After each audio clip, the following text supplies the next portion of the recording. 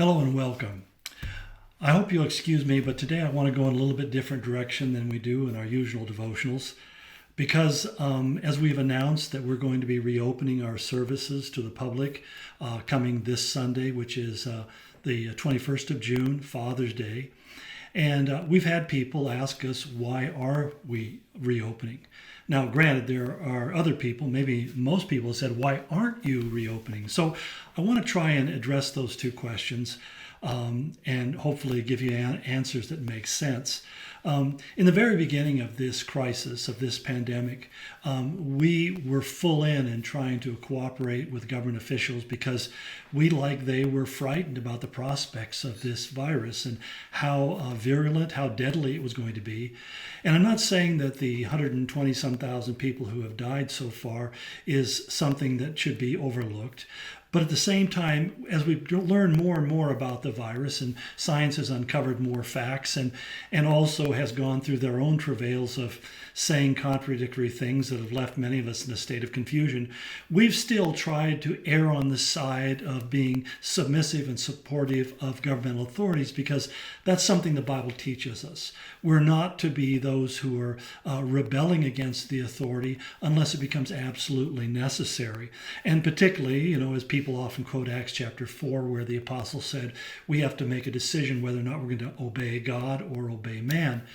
It says in Romans that the governing authorities, they have received the sword to execute evildoers and to bring about the end of evil.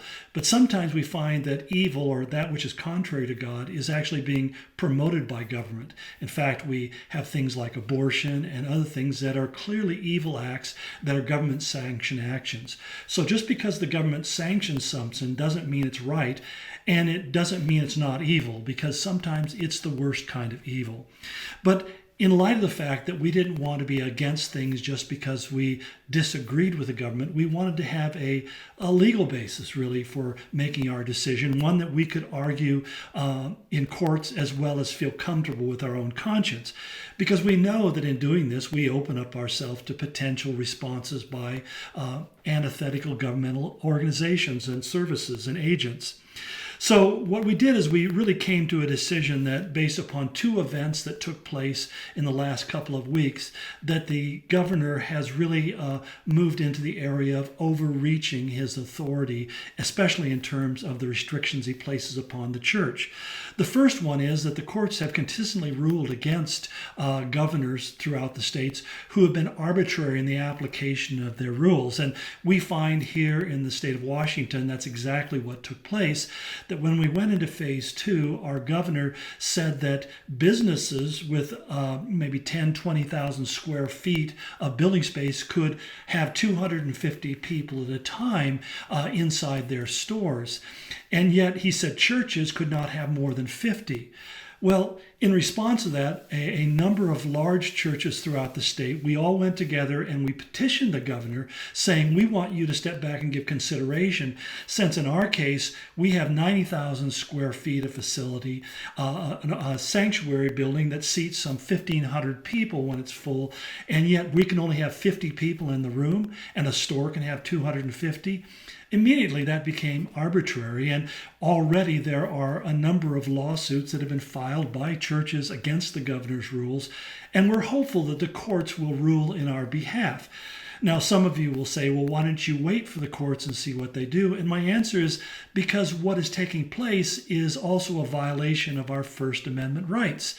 In fact, the governor himself admitted as much a few weeks ago when he was asked about the protesters in downtown Seattle that weren't observing social distancing or basically wearing face masks.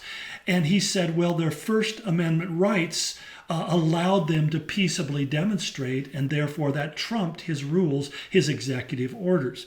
Well, those same executive orders are trumped by our First Amendment rights. Now, what is the First Amendment? The beginning of the first promise or statement of law that's given in the Bill of Rights, which the Bill of Rights trumps every law in every state, every constitution in every state.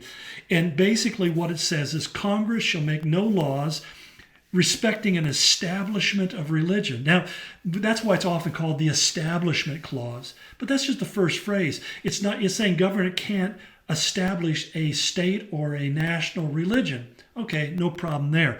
But then it goes on saying, or, in addition to that, the government cannot prohibit the free exercise of that religion and abridge the freedom of speech or the press or the right of people to peaceably assemble.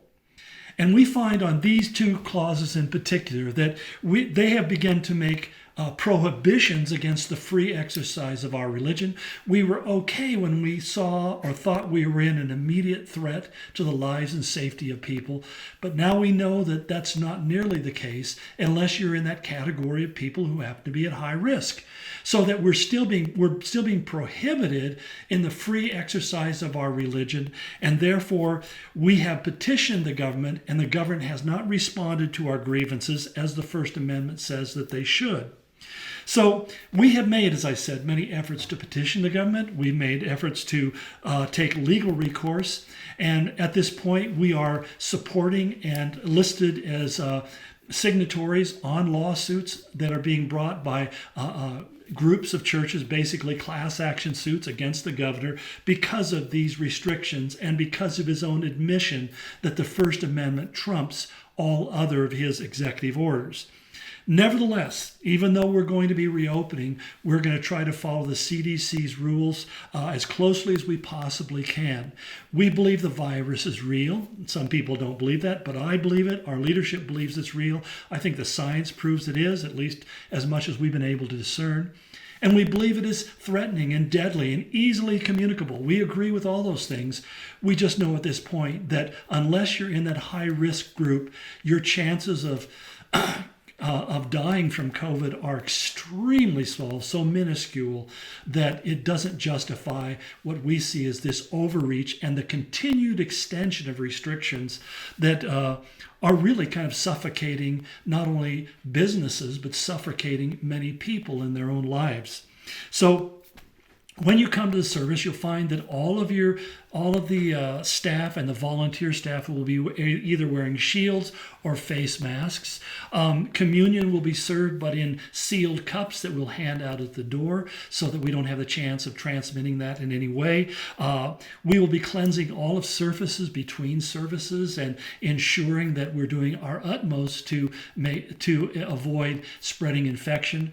Even our food services will be limited to prepackaged foods that we will not be charging for. We're just making them available free of charge to whoever wants, because we want to also provide an atmosphere in the family center where people can visit and fellowship and encourage one another. We will be spacing the tables at a wider distance, again, to be respectful, and we'll only allow 5 people to sit at a table at a time. All these things are in agreement and submission to the CDC's rules, but we want to understand that we feel that that is more than our due diligence. We're doing this, you might say, in a form of protest, but not against the government or any individual or group of individuals. We're protesting the powers of darkness, as Paul spoke about in Ephesians 6 when he said, against the powers of this dark world, against the spiritual forces of evil in the heavenly realms. The president put it very simply: we need the churches to open up. We need more prayer, not less prayer. And there's something divine in corporate prayer. And so we invite you to join with us if you feel comfortable doing so. If you don't, we'll still have the services online, and we'll invite you to join with us. We'll be providing daily devotionals and the home remedies and everything else we can to continue to minister to you if you're not able to come. And there's no judgment here. This isn't some kind of litmus test to prove your spirituality. But we know that many of you have asked and are yearning to be get together again as brothers and sisters, and we plan to do it very soon.